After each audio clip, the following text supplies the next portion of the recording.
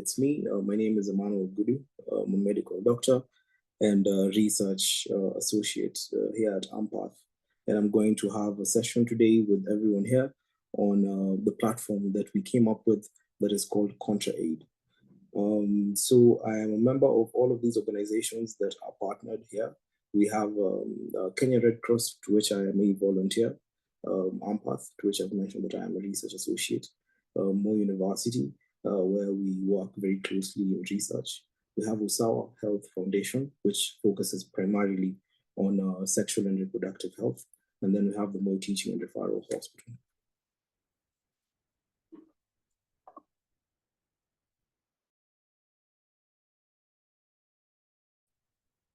So,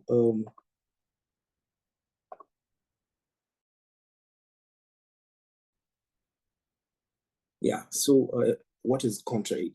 This is a contraception assistance platform that is built for primary healthcare, which is basically healthcare from the roots moving upwards. So we know that we have an unmet contraceptive needs, with 18% of Kenyan women lacking access to modern contraception. And this is according to the Kenya Demographic Health Survey from 2022, leading to high unintended pregnancies. And we have 1 in 4, which is quite a high number. And this is one of the primary reasons that led us to come up with this innovative platform. This platform that we came up with that is meant to serve as an assistant platform for primary healthcare. We have unmet contraceptive needs, with 18% of Kenyan women unable to access modern contraception. And this is according to the Kenya Demographic Health Survey in 2022. And this leads to high unintended pregnancies. 1 in 4 is a very high number, even in low and middle income countries. You can move to the next slide. So we have an intersecting health crisis, which is HIV/AIDS. We have gender-based violence and maternal health, particularly affecting the humanitarian settings such as the refugee centers. So HIV affects 1.4 million Kenyans, and contraception is meant to reduce the mother-to-child transmission, which is one of the leading causes of transmission of HIV in low and middle income countries. We have gender-based violence, with 45% of women experiencing a form of sexual violence at some point in their lives, particularly for those in the refugee centers, from the areas of violence to the migration to the refugee centers. There's a lot of violence that takes place that then denies the women contraceptive autonomy, and the decision is left to the community that is around the women. So the contraceptive autonomy that we aim to strive to bring will reduce coercion. We also have the maternal health with 5,000 maternal deaths in the country, with 20% of them linked to unsafe abortions and septic abortions. And this is the documentation that we have that is present. For the undocumented cases, we'd actually expect to see a lot more of unsafe abortions being a leading cause of maternal deaths. To the next slide. So we also have systemic barriers in those areas. And here we have low literacy levels, simply because people are constantly in migration in those humanitarian settings. We have a lot of stigma that is associated with contraception. The use of contraception as to whether it should be used or not. We know that the decision for contraception is almost never left to the woman, but to her family, to the community, and to everyone else except her. We know that Kenya reports a high rate of unintended pregnancies and unsafe abortions, especially in those humanitarian settings. And this is according to the Ministry of Health here in Kenya in 2025. We also have the integration of contraception with HIV and gender-based violence services to improve healthcare outcomes. As HIV and gender-based violence services are already provided by the United Nations Commissioner for Refugees, by the Red Cross, and by AMPATH and AMREF, as well as other NGOs. So we aim to leverage these existent systems and so that we can put in contraception and help to curb gender-based violence, HIV, unintended pregnancies, and unsafe abortions. Next slide. So the goal that we have for this platform is to strengthen primary healthcare by integrating contraceptive access with HIV and gender-based violence, as well as maternal health services. And this will be via culturally adaptive digital platform, to which we will be talking about in the subsequent slides. The specific objectives that we have is to deliver a personalized contraceptive guidance aligned with the World Health Organization recommendations, as well as the Kenya Primary Healthcare Guidelines. We also have to integrate HIV prevention with the PrEP and the PEP referrals for treatment, and gender-based violence support resources that I mentioned that are already existent by the non-governmental as well as governmental organizations. So we are going to leverage that to be able to increase the awareness that the population will have of these systems. We also aim to optimize for low literacy users, and the platform is in two parts. It's in the part of smartphone application as well as USSD code. So we know that the refugees, it's very difficult to come across a smartphone or to maintain one. So most people use, in Kenya, we call it Kaduda, we call it, these are burner phones or kabambe. There are lots of terms for it. But then the phone does not have access to internet. And that is what most refugees will be having. So we want to optimize these users to ensure that, one, we can use the USSD code, which is easily accessible on that device. And we aim to make it multilingual because we know that the refugees are from a very diverse background. We have, particularly here in Kenya, we have the Dadaab and Kakuma areas, which will take in people from Somalia who speak a certain dialect. We have the Ethiopians speaking Amharic. We have the Sudanese speaking a variety of dialect as well. So we want to make it a multilingual platform, and I will aim to show you how this will proceed. We also have that offline functionality that we were talking about via the USSD.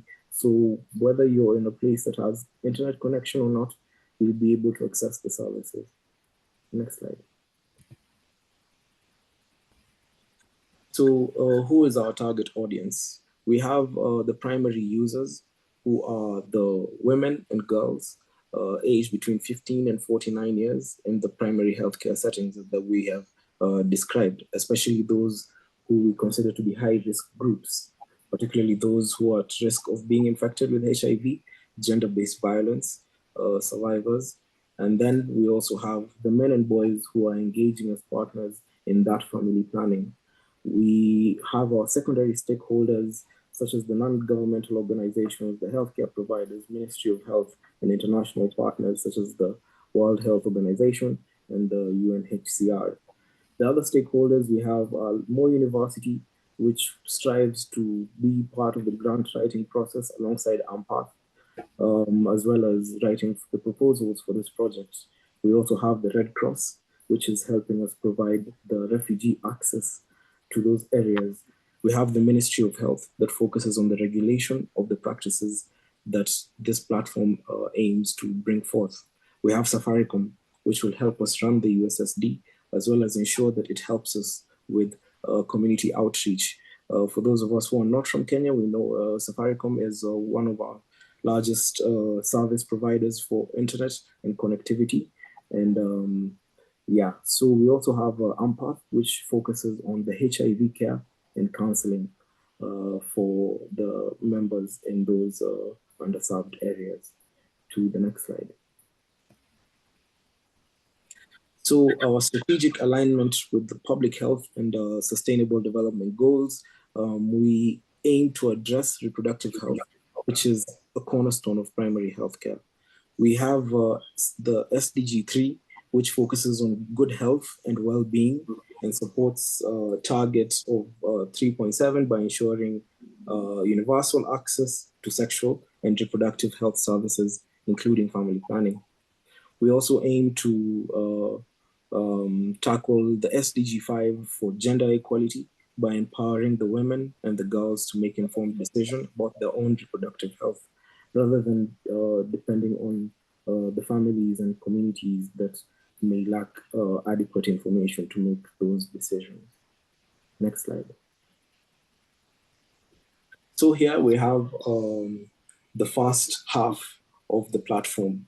And this is the application that is meant for the smartphones. You can see on the first image, we have what is intended to be input for the users of this application, where you're supposed to put your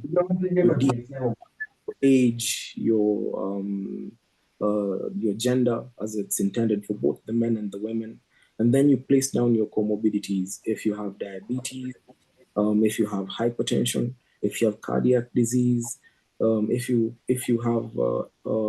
HIV positive, all of these comorbidities are meant to be put down, and then based off of the algorithm that is based on the World Health Organization's recommendation for contraceptives with these comorbidities, we will then help this user to come up with contraceptive options based off of which is safest. And then to the second image, we have the other areas of the application that are usable, that are meant to be used by the participants. So we have the quick access areas, where we have the educational resources, which gives tidbits of information that is meant, will also be language specific. So it will just provide tidbits of information to the patient, to the participants, to the recipients daily or monthly, just to provide them with that information that we hope will be useful to them. We'll also have personalized recommendations, as we mentioned in the first picture, that we aim to make it very personalized as the person will place their comorbidities, and then we will tailor the recommendations based off of that. We'll also have a frequently asked questions section for those who might not know exactly what to ask on the platform, and that is understandable. So the frequently asked questions is the more common thing is more likely to occur commonly. So the more frequent questions are what are meant to be asked more frequently. So you can just go over that as well. Yes, and then we'll also have the AI portion of this application, where someone can directly just ask questions to the application, and based off of the personal profile of this person, we will be able to tailor the responses to those questions, as well as providing nearby services that will be connected to, as we mentioned, the existing systems by Red Cross, by UNHCR, by the Ministry of Health, to help tackle gender-based violence, maternal health, as well as HIV. So next slide. So on this, we have the USSD, which is the second arm or the second half of this platform. And this is what makes it more accessible to the resource-limited centers. So as you can see, once the prompt has been placed on, has been dialed on the phone, you'll get that. You can get information on contraceptives. 2, you can get consultation. You can get a consult from a medical professional on the matter. You can dial the emergency contacts that are availed by both governmental and non-governmental organizations that tackle that triad that we said we're trying to eradicate. We also have, it will also give those contraceptive methods once someone inputs their information. To the next slide. So the key features of the smartphone app, as we've mentioned, we have user input and privacy. When someone puts in their details, we have the educational models that will inform on the pills, the IUDs, implants, and all of these other methods of contraception. We'll also have personalized guidance. We'll have algorithm-generated options for the WHO eligibility criteria, and as well as that offline and the offline option that I mentioned. Next. So data and its privacy. It's one of the most important parts that need to be covered whenever you're collecting anyone's data. And ContraAid is very adherent to that principle to ensure that the data that we collect from people, their comorbidities and all of that is kept safe. So we have it's designed with a strong adherence to the Data Protection Act, based off of the Data Protection Act of the Constitution of Kenya, as well as the GDPR principles. We have the user being anonymized, encrypted, and the data being stored securely and not on the devices. We have the privacy first design, which is no personally identifiable data is actually collected. Aside from the age, the gender, we don't actually take in the personal information, such as your name or any other information that you might consider to be difficult to give out. We have informed consent protocols that are embedded in the user onboarding. So we ensure that we get those terms and conditions and the privacy explained to the participants before they engage in using this platform. We also have regular audits and compliance reviews to ensure continued protection, as well as data use being limited to the healthcare providers. Next slide. So what is our implementation roadmap? This project is meant to span over 5 years as we strive to ensure that we make some change. So on phase 1, we have the needs assessment, we have the stakeholder collaboration, and in this we also have patenting the application, patenting the application basically. So in this, we'll have the community advisory boards. We will then go to the refugee centers, Kakuma and Dadaab. So a community advisory board is basically a group that involves all stakeholders, both recipients and providers of this service. So we will have community health workers, we'll have religious leaders, we'll have the community leaders, we'll have representatives from the refugee population. We'll also have our providers, such as the Red Cross. We'll have the Ministry of Health, Safaricom, AMPATH, and Moi University to have the advisory board that is meant to last for 6 months. And during that 6 months, we'll basically be presenting our vision and our ambition towards them, and basically ironing out the kinks. So in case we have any parts of the application, as well as the USSD that needs to be worked on, then we will have an avenue for that. We'll have the contribution in terms of language and localizing and personalizing the language as modules as much as possible, so that we can be able to truly understand the community. Once this happens for 6 months, we will then move to the app development based off of the information that we got in our phase 1, in our community advisory boards. We will then move to cultural localization. This is intended to last about months to 8 months, and we understand that this will take a very intensive moment of this project, because we intend to really make sure that we have as much community outreach as possible. We have barazas that are usually held by the local community whenever there's funerals, wherever there's marriages, and a lot of community engagement. So we have to take advantage of all of those opportunities to ensure that we bring out that awareness. We get to learn what the locals really want. We'll then move to phase 3, which is the pilot testing and iteration. Once we've sampled a particular segment of the population, we'll then roll it out.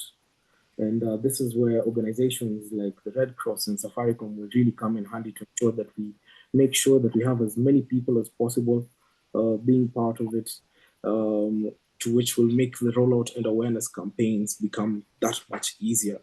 And then that will go on for about 3 years. And then after that, we will then move to the monitoring and evaluation, which is where more university comes in to ensure that we are able to have tangible and replicable data. We're able to truly bring that communication to the world that this is a project that is feasible.